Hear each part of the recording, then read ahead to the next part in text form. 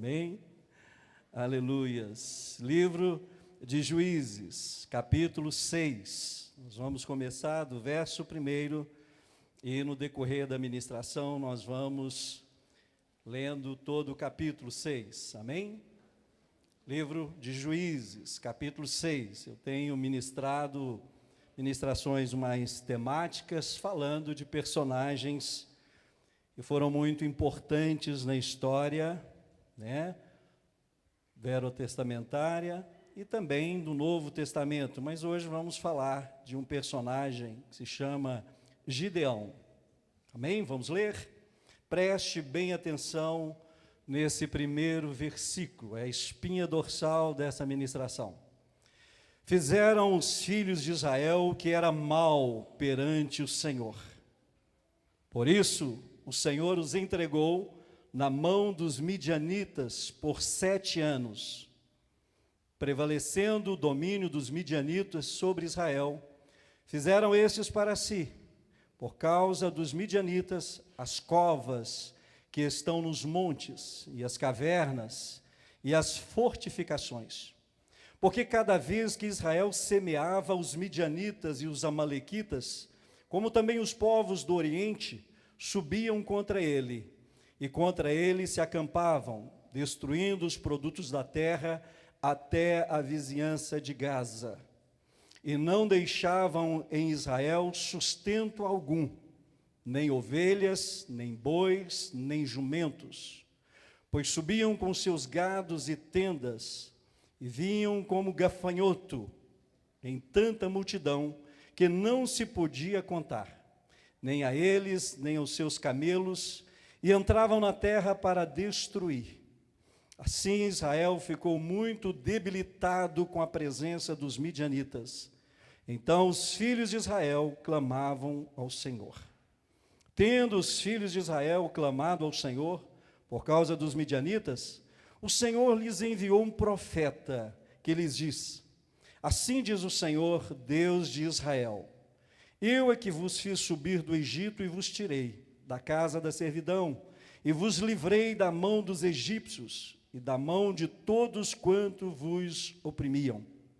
E os expulsei de diante de vós, e vos dei a sua terra.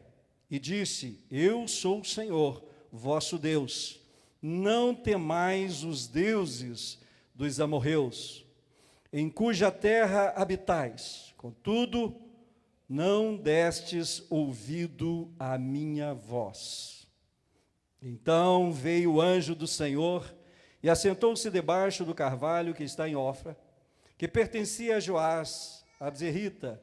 E Gideão, seu filho, estava malhando o trigo no lagar para pôr a salvo dos midianitas.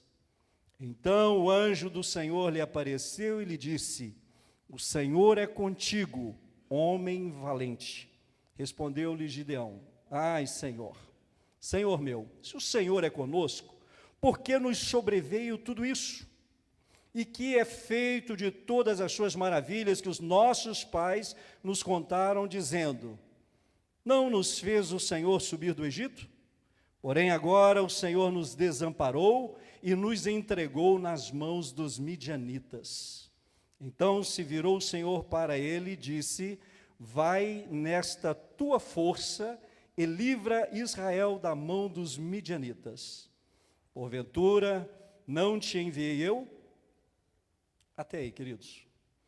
Pai Santo que estás nos céus, nós louvamos e bendizemos ao Senhor. É um privilégio muito grande, nesta manhã, estarmos reunidos na presença do Senhor, como congregação. Aqui nós o adoramos, nós agradecemos, engrandecemos ao Senhor por toda a graça e misericórdia que tem estado sobre nós. E neste momento, ó Deus, onde a Tua palavra está sendo anunciada, pedimos que o Teu Santo Espírito traga iluminação aos nossos corações e que possamos sair daqui nesta manhã, ó Deus, com a palavra que o Senhor preparou para nós. Fala com o Teu povo, Jesus, fala com a Tua igreja, fala conosco, Senhor. É o que nós te pedimos, em nome de Jesus. Amém. Fiquem à vontade. Aleluias.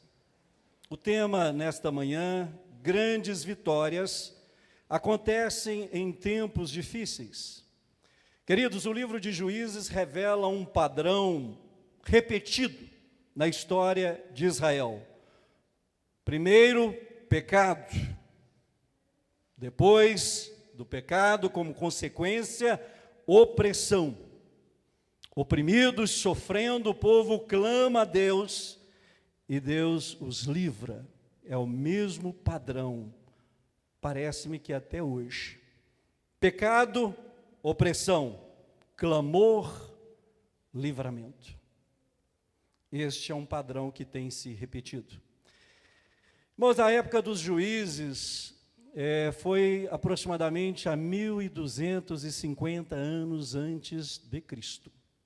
Foi um período de 220 anos, quando Israel foi, vamos dizer, governado, orientado por 14 juízes. O primeiro juiz de Israel foi Otoniel, o último, Samuel.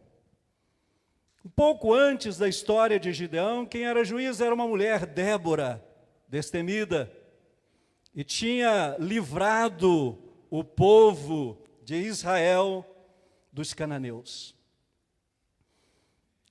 Débora fez aquilo que o Senhor a orientou fazer, e por fazer a vontade de Deus, Israel viveu 40 anos de paz, 40 anos de tranquilidade, 40 anos de prosperidade, 40 anos de alegria, até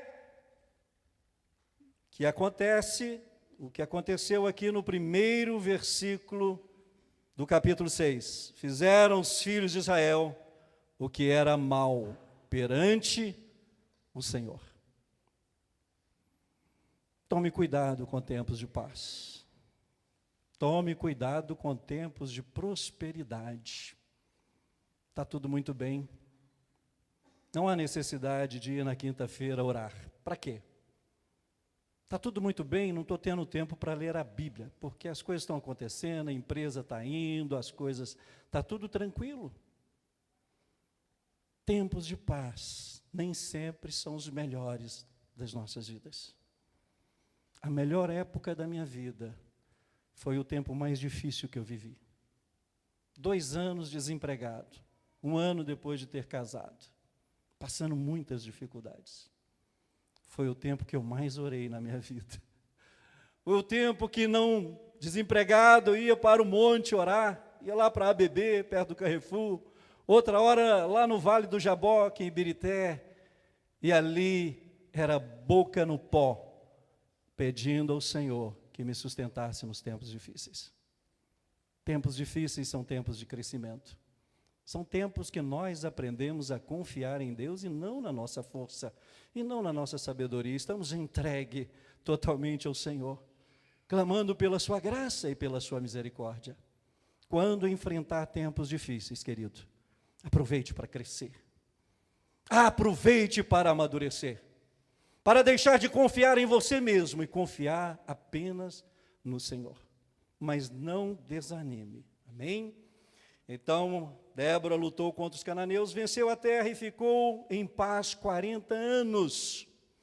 O povo de Deus, em vez de aproveitar essa onda de paz e de prosperidade, fez o que era mal diante do Senhor. Costuma ser nessa época que a gente baixa a guarda, não é? Graças a Deus, está tudo muito bem na igreja, né? Acredito que não temos pessoas aqui desempregadas. Pelo menos ninguém tem pedido, pastor, ore por mim, eu estou desempregado, eu estou passando por alguma dificuldade. São tempos de paz, são tempos de prosperidade, são tempos que buscar a Deus deixa de ser uma prioridade. Pastor, eu não leio a Bíblia porque não tenho tempo. Não, é porque não é prioridade na sua vida. Eu não vou no culto de quinta-feira à noite porque eu não tenho tempo, porque não é prioridade. Se fosse, estariam aqui. Eu não estou congregando porque estou passando por alguns problemas, algumas dificuldades. Congregar não é a sua prioridade. Mas nós gostamos de justificar. Gostamos. Negligenciamos quando as coisas estão indo tudo bem. Baixamos a guarda. É nesse tempo que as pessoas às vezes deixam de fazer aquilo que deveriam fazer. Sabe o que acontece, irmãos, quando esquecemos que a nossa luta não é contra o sangue, contra a carne? Porque quando vai tudo bem, a gente esquece que existe uma luta espiritual constantemente acontecendo nas regiões celestiais. Não é isso que Efésios 6:10 fala? Que não é contra o sangue, não é contra a carne, mas contra os principados e as potestades que agem nas regiões celestiais. E a palavra nos adverte, através de Paulo, que nós devemos o quê? Tomar a armadura de Deus para que possamos continuar de pé em meio às setas do maligno. Juízes 6, o povo faz o que era mal ao Senhor. A igreja não pode negligenciar, irmãos. Não acostumem viver uma vida sem dificuldades. Nos tempos de prosperidade, de paz, de alegria, busque incessantemente ao Senhor. Antes de vir a libertação, Deus envia o profeta, a sua palavra. Antes de que um milagre que tanto nós necessitamos que aconteça nas nossas vidas, na nossa família, Deus sempre usa a sua palavra. Ele sempre envia um profeta, e aqui está o profeta, aqui está a profecia, que é a sua palavra, para nos alertar do que aconteceu, para que chegássemos ao ponto em que nós nos encontramos. Então Deus envia o profeta e ensina algo fundamental. O problema de Israel não era os midianitas, era o pecado, era a conformidade com o mundo, não era os midianitas. Muitas das vezes o nosso problema não é aquilo que está tirando talvez a nossa alegria, a nossa paz, ou um problema familiar, ou uma questão, né, que às vezes acontece aí no dia a dia das pessoas, problema financeiro, isso, aquilo, mas às vezes é o distanciamento da verdade. Em alguns momentos, é a nossa resistência a uma mudança profunda no nosso coração. A falta de uma entrega total, nós entregamos um pouquinho, nós vamos aos cultos, aos domingos, essa é a minha entrega, mas durante a semana eu sou uma outra pessoa. Em casa eu sou uma outra pessoa. No trabalho eu sou uma outra pessoa.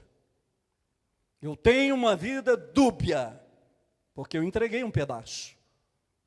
Quando a entrega é total, nós somos um só, diante do Criador, com um coração temeroso e desejoso em fazer não a nossa vontade, mas a vontade soberana do nosso Deus. Pois bem, depois de enviar o profeta e avisar ao povo que o Senhor estava ciente de tudo aquilo que estava acontecendo e orientando, lembrando do Deus fiel, um Deus que cuida, um Deus que ama, um Deus que sustenta, mas também de um Deus que corrige. Tomando essa ciência, Deus levanta um outro juiz. Olha só, Gideão está malhando trigo no lagar. Engraçado isso, né? Lagar não é lugar de malhar o trigo. Malha-se o trigo na eira, local aberto, onde o vento vem, bate e ajuda a separar o trigo da palha. Mas ele estava no lagar, lugar de pisar as uvas, para que fosse produzido ali o vinho, porque era um local escondido. Ele estava trabalhando e ele estava escondido. Por quê? Porque os midianitas os já estavam oprimindo há 7 anos. 7 anos de opressão. Acabou a paz. E Deus permitiu que os midianitas roubassem toda a riqueza de Israel. O povo começou a construir cavernas nos montes para se esconderem. Porque os midianitas vinham, e fala que era uma multidão como gafanhoto. Alguns estudiosos dizem que eram mais de 130 mil pessoas do exército dos midianitas, que vinham com camelos. Camelos não eram nem animais que os judeus, os hebreus ali cuidavam, mas vinham aqueles camelos que poderiam carregar até 120, 150, 180 quilos de carga. E levava a colheita, levava as ovelhas, levava o gado, e o povo estava extremamente oprimido, pobre, na miséria. Por quê? Por causa da desobediência, por causa do pecado. Mas Deus se manifesta através do anjo e fala com Gideão. E é muito interessante esse encontro de Gideão com esse anjo. Muito interessante. Porque olha só o que o anjo diz para ele e a resposta dele para o anjo. Ele diz aqui no versículo 12: então o anjo do Senhor apareceu e lhe diz: o Senhor é contigo, homem valente. Respondeu Gideão: ah, Senhor meu, se o Senhor é conosco, por que nos sobreveio tudo isso? Por que o anjo chama Gideão de homem valente, irmãos? Interessante isso, porque na verdade, malhar trigo no lagar, viver a escondidas, é uma coisa de covarde, não é de um valente. Ele se acovardou, ele estava acovardado diante de tudo aquilo que ele estava vivendo, diante daquela opressão. Estava num lugar impróprio, escondido, mas ele é chamado de homem valente. Que contraste. Mas nós entendemos pela palavra do Senhor de forma muito clara, irmãos, que Deus não nos chama baseado naquilo que nós somos. Se fosse, eu nem estaria aqui. Eu não estaria aqui nessa manhã, aqui na frente pregando. Ele nos chama não por aquilo que nós somos, guarda isso, mas por aquilo que Ele pode fazer nas nossas vidas, por aquilo que Ele pode fazer na sua história, transformar a vida de um covarde em um homem valente. Mas havia um ponto positivo na vida de Gideão. Ele era inconformado. Ele não estava satisfeito com a vida que estava vivendo. E o que ele diz naquele momento? Ele começa a questionar: ai, Senhor, se o Senhor é conosco, por que nos sobreveio essa vergonha? Tudo isso que nós estamos vivenciando. E eu ainda guardo o que os meus pais falavam a respeito do Senhor. Estava vivendo do passado, daquilo que Deus tinha feito há muitos anos passado. E ele não estava vendo a bênção do Senhor naquele presente que ele se estava vivenciando. Talvez nessa manhã você se sinta como Gideão, um improvável. Alguém que não tem conseguido romper. Alguém, talvez, que sinta-se, inclusive, abandonado pelo Senhor. Se o Senhor é conosco, por que tudo isso nos sobreveio? Essa pergunta, irmãos, revela dor, revela vergonha, revela sofrimento, mas também o desconhecimento da própria infidelidade para com Deus. Porque às vezes nós só expressamos a dor, o descontentamento, mas nós não entendemos aquilo que temos feito ou que deveríamos fazer. Nós não olhamos para trás identificamos os nossos erros, as consequências de decisões impensadas que nós tomamos.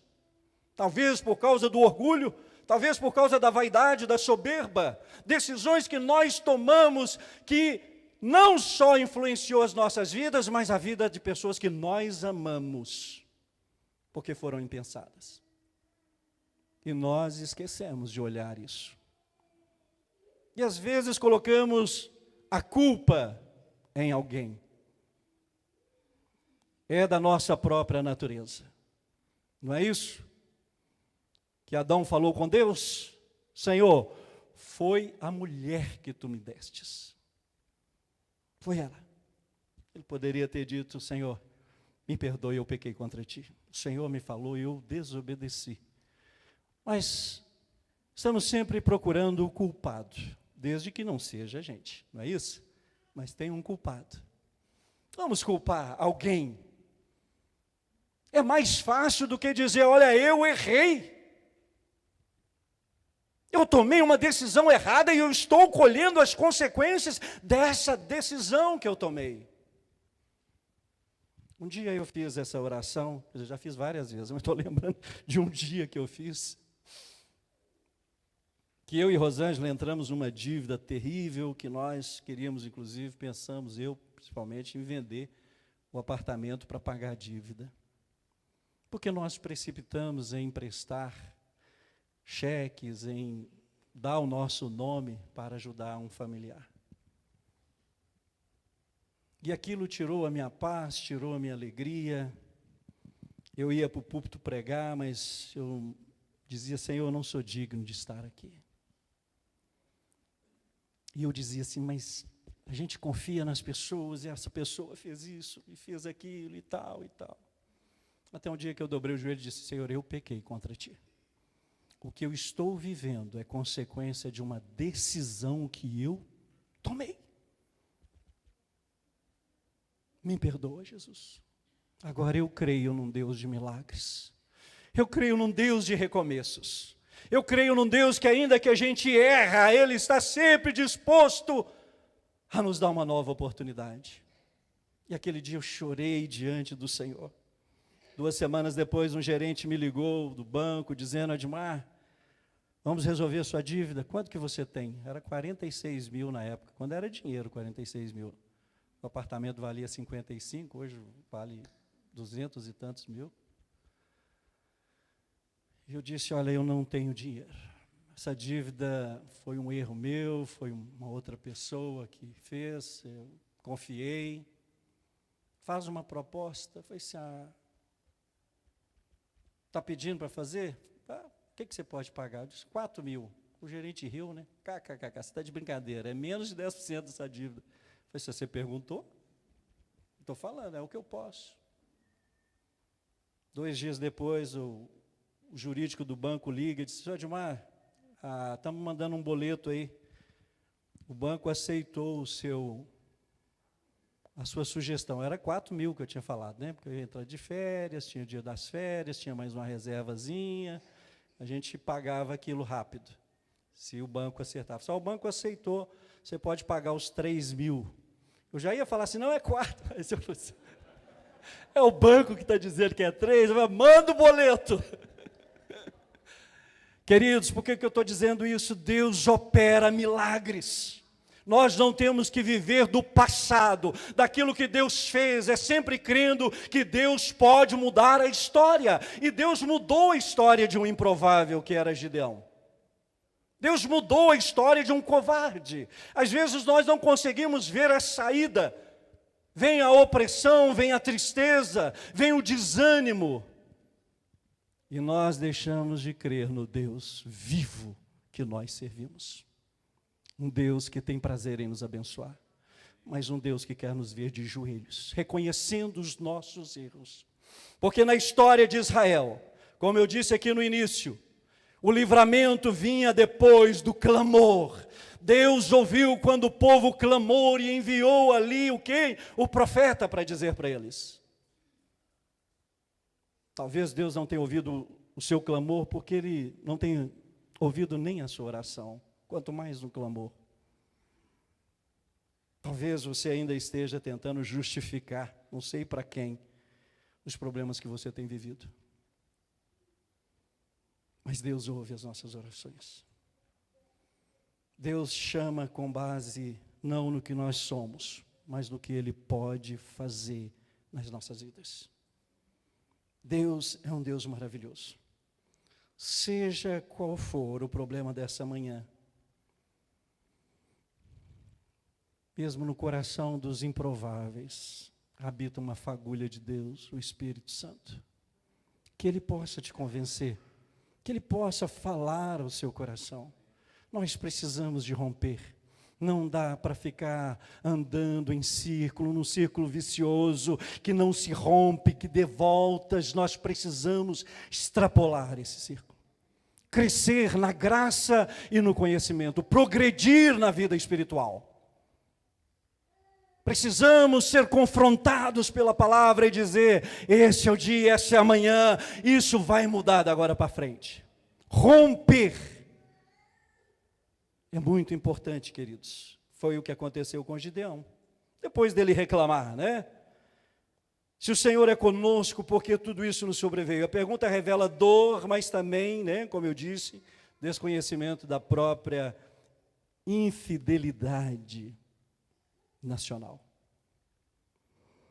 Na teologia reformada, nós vemos aqui esse cenário como uma iniciativa soberana da graça de Deus, pois Deus levanta um libertador, mesmo o povo nem merecendo. Olha só que coisa linda. Gideão é eleito por Deus, irmãos. A eleição de Gideão não nasce do mérito dele, mas da vontade, da graça, da soberania, da misericórdia de Deus. Talvez você ache que não mereça. E não merece mesmo, não. Eu não mereço, nós não merecemos. Mas você precisa conhecer Deus e entender o que é a graça, o que é a misericórdia e o que é a soberania de Deus. Procure conhecer mais o Senhor. Procure compreender mais a palavra do Senhor.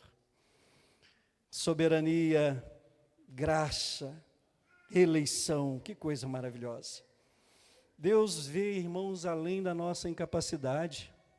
Deus vê além dos nossos medos. E Ele chama, como chamou Gideão, pecadores frágeis, improváveis, para demonstrar o seu poder na fraqueza. Ele aperfeiçoa o seu poder na nossa fraqueza. Ele aperfeiçoa. Havia um sentimento de frustração, de derrota, sentimento de tristeza no coração daquele povo. Passado um tempo, o povo clama ao Senhor para livrá-los das mãos dos midianitas. E nesse contexto o Senhor levanta esse homem que estava malhando o trigo. Se o Senhor é conosco, esse é o mesmo tipo de questionamento que temos quando as coisas dão errado para nós. Não é verdade? Quando as coisas dão errado para nós, tem muita gente que faz isso. Se o Senhor é conosco, é comigo, por que essas coisas estão acontecendo? Quando a crise financeira bate à nossa porta, quando estamos no meio do caos, em meio àquela sensação de derrota, que mexe tanto com o nosso emocional, o coração pesa, há uma tristeza na alma, há uma falta de motivação. Às vezes a bilis chega aqui, né, aquele gosto ruim na garganta. Alguém já passou por isso? Eu já. Quando a nossa família não vai bem, quando tomamos calote, né, como eu contei aqui meu caso, e esse é o questionamento de Gideão. Muitas vezes é o nosso questionamento. Se o Senhor é conosco, por que nos sobreveio tantos problemas, tantas dificuldades? Deus permite passarmos por lutas, irmãos. Deus permitiu a Rosângela Palhares passar por um câncer. Cadê? A Rosângela está aí? Caiu o cabelo todo, ela não deixou a gente ver ela carequinha, comprou uma peruca bonita, né? E nós acompanhamos a luta dela diária. Deus não poupou ela da luta. Deus não vai nos poupar de muitas coisas, porque nós precisamos passar. Nós aprendemos. Mas saiba que ainda que Ele permita você passar pela luta, a luta não vai te destruir. Não vai te destruir. Esteja preparado. Todos nós vamos passar. Já passei por algumas, sei que passarei por outras. E o que o Paulo nos diz é que a gente é necessário, deve ficar firme para suportar. A ficar de pé, crendo, glorificando, exaltando ao Senhor, pela sua graça e pela sua misericórdia. Às vezes esse é o nosso questionamento. Diante de uma luta, de uma fragilidade. Mas o seu questionamento, querido, não impedirá Deus de agir, de mudar a sua história.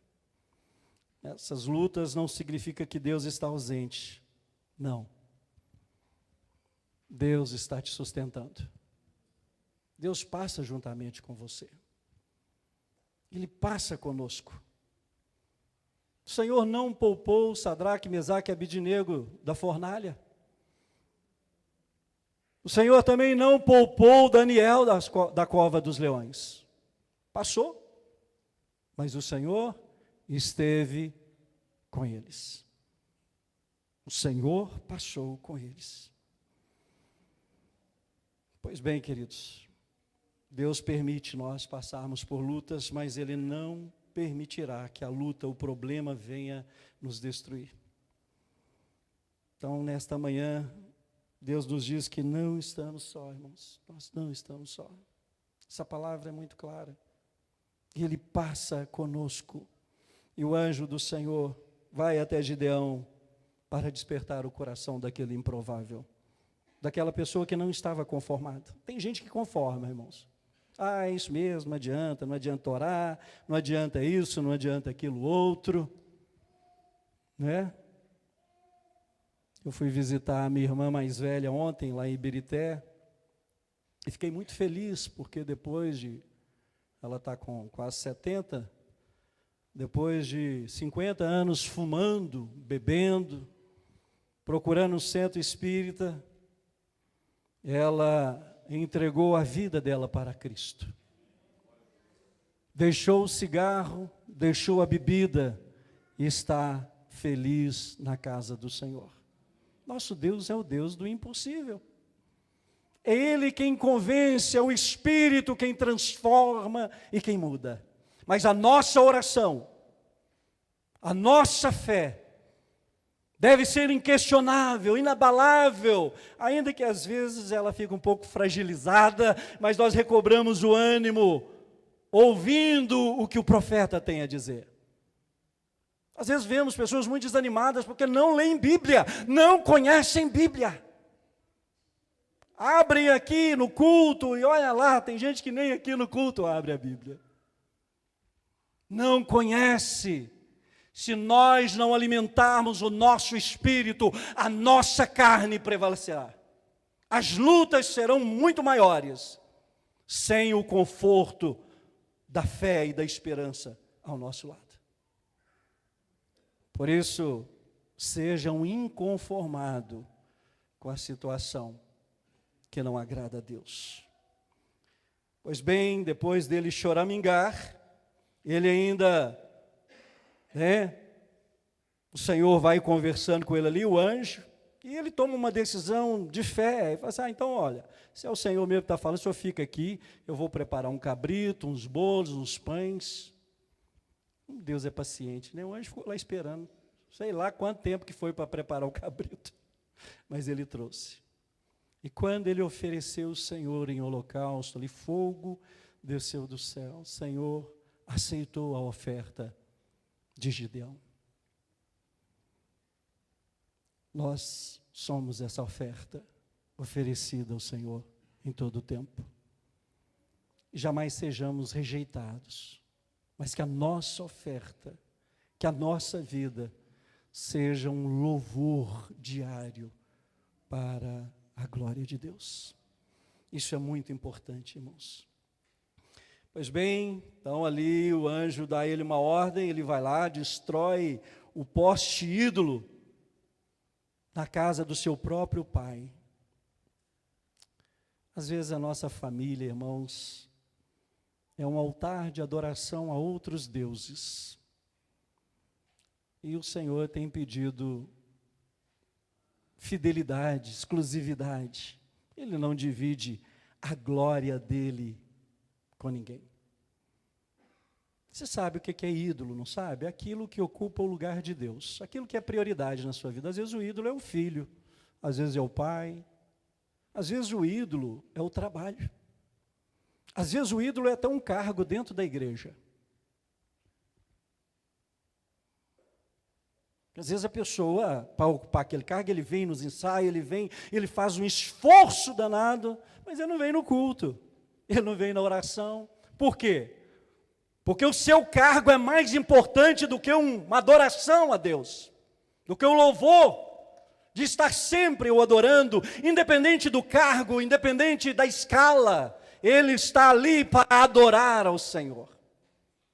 Cuidado com os ídolos. Havia um ídolo na casa de Gideão, a casa do seu pai, e teve que ir lá e queimar, destruir aquele ídolo.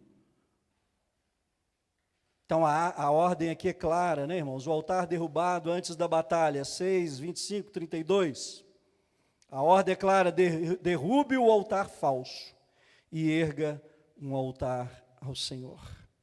Irmãos, esse texto é extenso, eu vou estar ministrando, continuar, né, daqui as próximas vezes que eu estiver na escala, possivelmente no mês que vem, né, porque aqui, graças a Deus, tem tanto pregador que eu só consigo pregar uma vez por mês. Glória a Deus por isso, né? Mas a mensagem é que Gideão, esse homem que ouve a voz do Senhor, que mesmo pedindo sinais, não é isso? Ele vai lá, Senhor, se é o Senhor mesmo, o Senhor vai me dar vitória. Ele faz ali aquele teste do novelo, né? De lã, do velo de lã. E tem gente que fala assim, eu quero fazer prova dos seus irmãos. Fazer prova de Deus, na verdade, é um atestado de incredulidade, viu? Não é porque Deus, na sua infinita graça e misericórdia, ouviu Gideão, porque Deus, ele, né? É incredulidade de Gideão. Depois de ver fogo consumir ali, né, um sacrifício, ele ainda quer mais prova. Tem crente que fica até hoje, eu quero ter prova de Deus para isso, prova daquilo. Isso é incredulidade. Quem pede prova é porque não conhece a palavra de Deus. Será que é Deus que está falando comigo? Está aqui na palavra?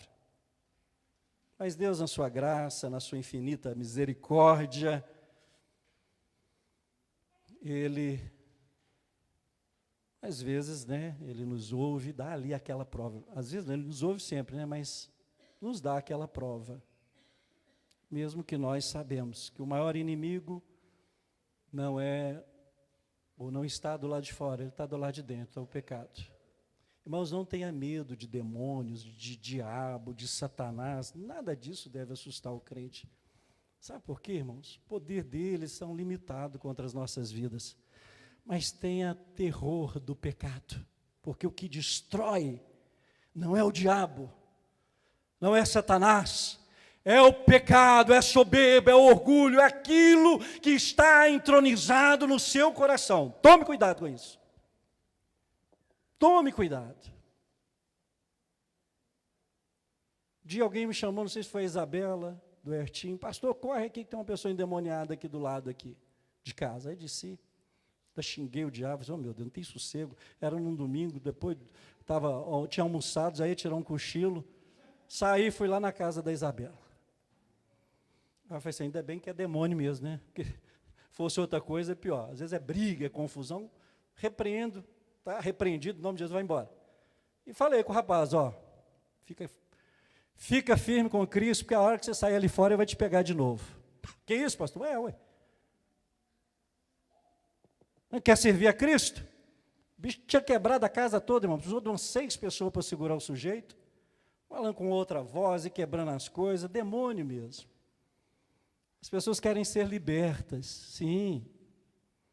Mas não querem buscar.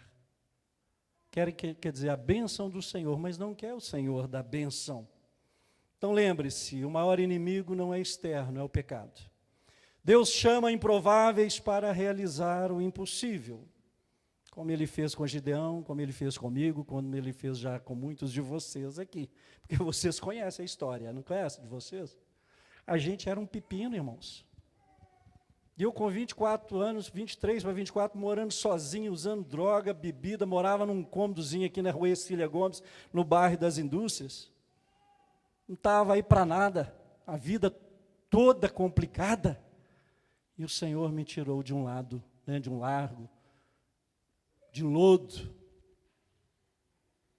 e me deu novas vestes. Nós conhecemos o Deus que nós servimos, nós conhecemos a nossa história, antes e depois. Nós sabemos o que Ele faz com os improváveis.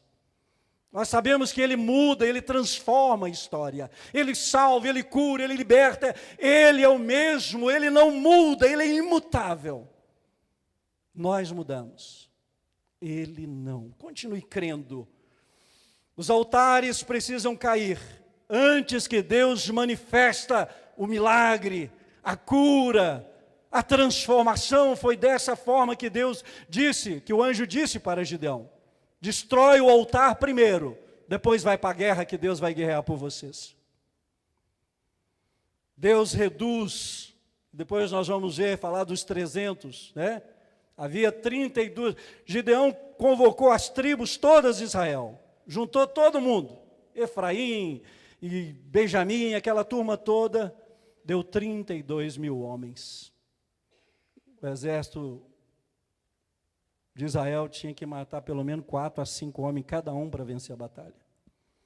E o Senhor disse: Gideão, não quero que esse povo é soberbo, esse povo é vaidoso, esse povo gosta de bater no peito e dizer: eu sei, eu faço, eu aconteço. Eu quero eu mesmo livrar o meu povo. É quem cuido do meu povo. Avisa para os covardes ficarem em casa. E Gideão deu um grito: ó, os covardes, os medrosos, podem ficar em casa. Irmãos, a gente pensa assim, no meio de 32 mil, vai ser uns 200 vai voltar para casa, né? 22 mil voltaram para casa. Ficaram 10 mil. 1/3 era covarde, mais de 1/3. Medroso, pessoas que não têm perspectiva, que não vê as coisas na perspectiva dos céus, da palavra, gente que tem medo, gente amedrontado, opresso, e tem muita gente assim dentro da igreja. E quando o pastor diz: olha, vamos fazer isso, vamos isso, aquilo, um tanto de gente fica pensando: será que eu devo evangelizar? Será que eu devo fazer visita? Será que eu devo orar? Quase todo mundo voltou. E o Senhor disse assim: sobrou 10, ainda é muito. Manda esse povo tomar água. Vamos ver quem que é vigilante aí. Depois eu vou contar essa história direitinho, só para finalizar aqui.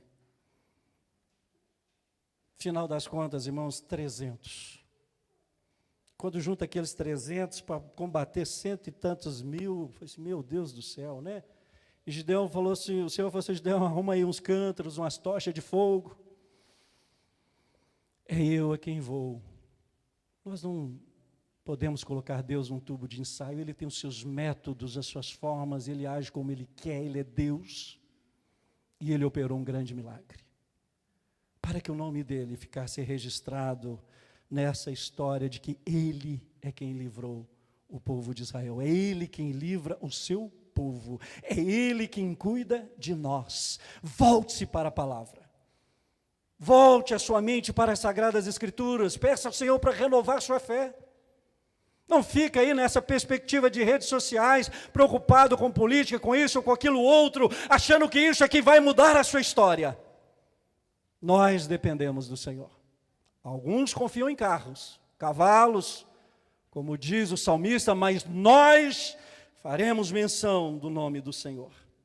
A vitória pertence exclusivamente ao Senhor. E olha, no nosso tempo, irmãos, estou falando aqui da época de Gideão. Porque Gideão apontava, todo o Antigo Testamento aponta para o Novo. A história de Gideão já apontava para Cristo. Olha só.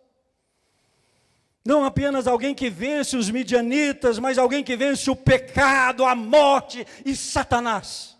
Quem é esse? Cristo Jesus. Ele venceu. E a história de Gideão aponta de forma clara e exclusiva para Cristo, irmãos. Mas o que parecia ali uma derrota,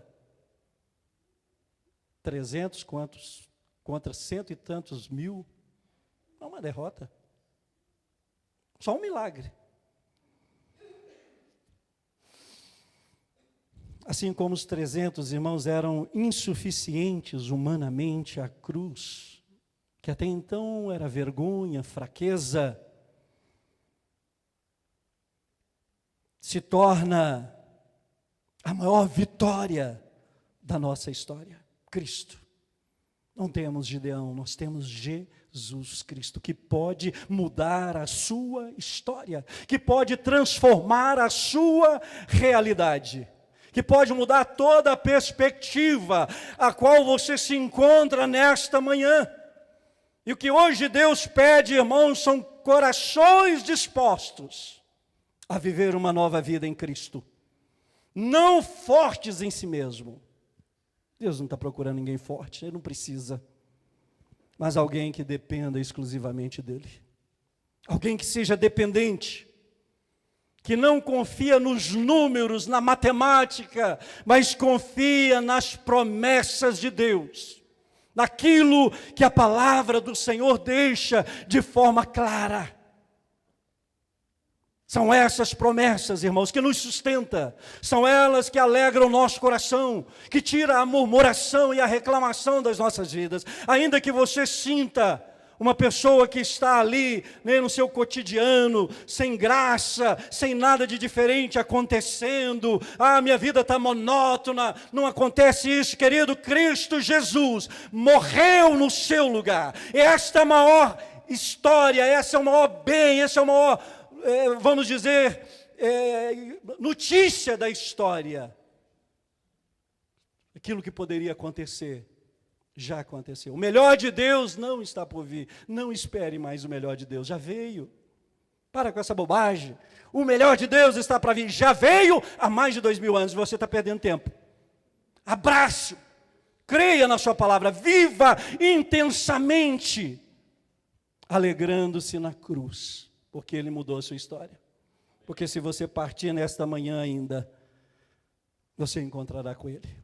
Haverá descanso para a sua alma. Creia, não desanime. Não confie nos números, confie nas suas promessas. Que os nossos altares, irmãos, sejam purificados. Aí, ó, o seu coração, altar. Isso aqui é um palco, viu? Isso aqui não é altar. Às vezes a gente que é crente tem umas manias, uns chavão que pega, né? Vou subir ali no altar. Não, aqui não é altar. O altar é aqui, ó. No Novo Testamento, altar é o coração. Aqui é um palco. Que isso, pastor? Altar é lugar de sacrifício. Se você está querendo trazer aqui para o altar do Antigo Testamento, nós vamos ter que matar animais aqui em cima. Agora é aqui, ó, o seu coração. Que não haja ídolos nesse altar, que é o seu coração. Deus ainda procura corações dispostos. Fique de pé, equipe de louvor, por gentileza. Não precisa ser homens ou mulheres fortes em si mesmo, mas dependente dEle. Que os nossos altares, queridos, sejam purificados. Que nossa aliança seja restaurada. E que quando a vitória vier, toda glória seja dado somente ao Senhor. Eu quero que você entenda que nossa vida seja estabilizadora de paz. não só 40 anos de paz, mas que a nossa vida seja um louvor contínuo, onde encontramos paz, não nas circunstâncias, mas na presença dEle em nossas vidas. Que você seja esse estabilizador de paz, alguém que confia, que serve verdadeiramente, que está disposto a mudanças, que sabe que Deus tem um chamado na sua vida, que você é uma pessoa vocacionada, mas que não entregou o coração ainda. Não entregou. Ainda algumas coisas que precisam ser tratadas, traumas que precisam ser curados. Mas, queridos, guarde essa palavra no seu coração. Seja esse improvável que Deus vai transformar, a viver uma vida intensa na presença dEle, com graça, com sabedoria, para que o nome dEle seja glorificado continuamente na sua vida e através da sua vida. Talvez nessa manhã você esteja preocupado com uma enfermidade, com uma questão financeira, com uma vida como a vida de Gideão antes de ter um encontro com o Senhor, de medo, de frustração. Eu quero orar por você nesta manhã. Pai nosso que estais nos céus, nós o adoramos, porque o Senhor é bom e a tua misericórdia dura para sempre. Nós queremos ser a igreja que o Senhor espera que nós sejamos. Um povo liberto, um povo que crê, ainda que as circunstâncias nos dizem o contrário, ainda que a bênção demore 50 anos, como foi o tempo que a minha irmã esteve distante do Senhor. Mas nós continuaremos crendo no milagre, porque Tu és um Deus de hoje, de ontem, de amanhã. O Senhor é imutável. Não viveremos de testemunhos do passado, mas do hoje, de um Deus que faz, de um Deus que transforma, de um Deus que está mudando a história desta igreja, a história de muitos que aqui estão. E eu creio que o Senhor fará grandes coisas no nosso meio, porque Tu és um Deus grande, um Deus que nos surpreende, um Deus que tem prazer em nos abençoar. Nós louvamos ao Senhor, porque o Senhor seja dado toda a glória a nós, o corar de vergonha, Senhor. Perdoe-nos pelas nossas fraquezas, perdoe-nos pelos momentos de incredulidade, perdoe-nos por não reconhecer os nossos erros e culpar a outros. Mas nós te pedimos esta manhã, tem misericórdia das nossas vidas, perdoe os nossos pecados, Jesus. Muda o nosso coração, transforma a nossa história. É o que nós te pedimos, ó Pai, em nome de Jesus Cristo.